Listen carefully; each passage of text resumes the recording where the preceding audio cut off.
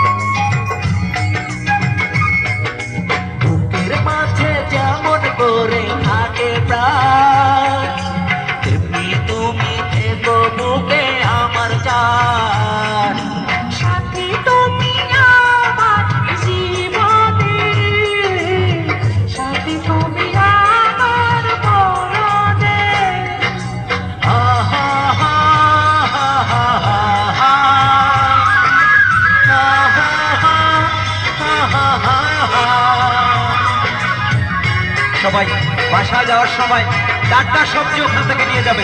টাটকা সবজি।